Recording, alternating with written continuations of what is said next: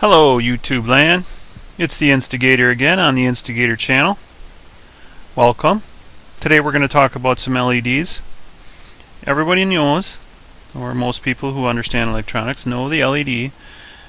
This is your standard two-wire LED, an anode and a cathode.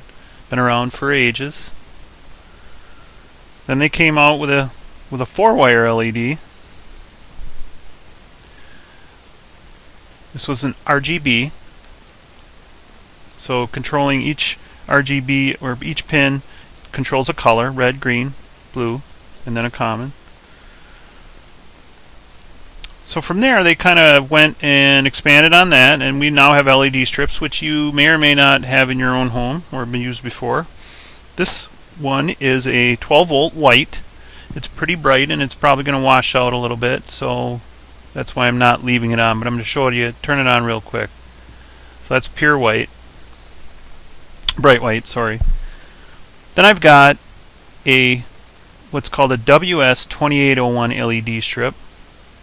And it's called a WS2801 because I believe that chip is a WS2801.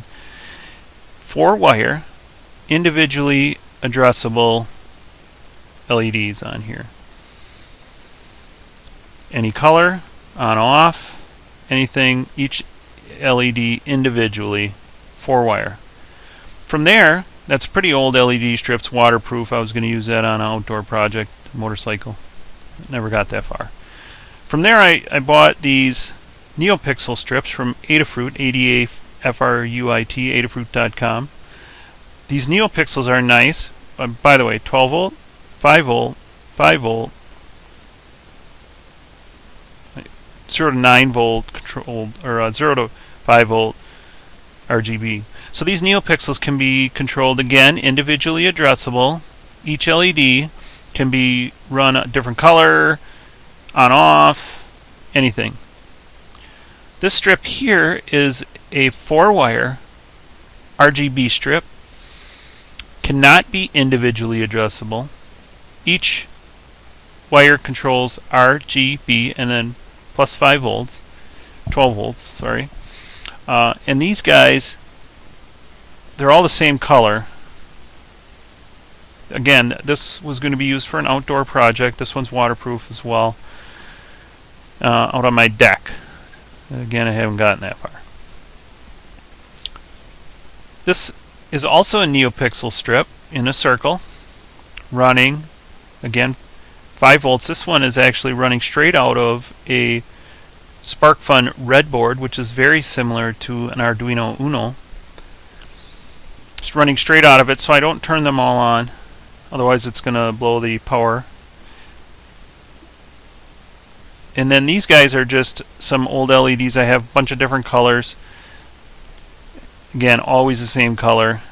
Not dimmable, either on or off. These guys here are all running out of Arduino Micro. These two are running out of a Arduino analog output, so I can have a variable control. It's actually a digital signal coming out of the analog outputs. This LED strip is again running out of an Arduino Micro through a TIP120 transistor, so I can control the higher power current output I need to control the 12 volts that controls the color. You could run this straight out of this Neopixel strip, straight out of an Arduino, as long as you didn't turn them all on. If you turn them all on, again, you're going to blow your power supply, and I've done that. One LED on, and just let it race down, or even two, works fine. If you're going to do a lot, though, you're really going to want to run a separate power supply, and there's diagrams online that'll show you how to do that. I followed the diagrams on adafruit.com again for both of these strips on how to wire them, and using the TIP120 to get the voltages and the currents correct. So I'll be using Neopixels. Come in a variety. This is a small circle. They make a really big one. That one comes in 2 pieces, I believe, for shipping. They also make these Neopixel strips. This is an 8 Neopixel strip. And you can buy these in strips like this or a great big grid. not great big, but like an 8x8 or bigger than that, to do different effects with. I don't have any of those, but I like these. I was going to use these for turn signals, again on a motorcycle. So those are my LED strips I have, and again I'm running them all through Arduino Micros, except for the circular one that's running through a Redboard from SparkFun, SparkFunElectronics.com. And I'm using stock programs and all these things just to test the LEDs. I've got a 12-volt power supply that I'm using out of an old computer, made a power supply. You know that stuff's all over the web. I'm using the 5 in the 12-volt output on it to power all these LED strips. So that's my quick info on LED strips.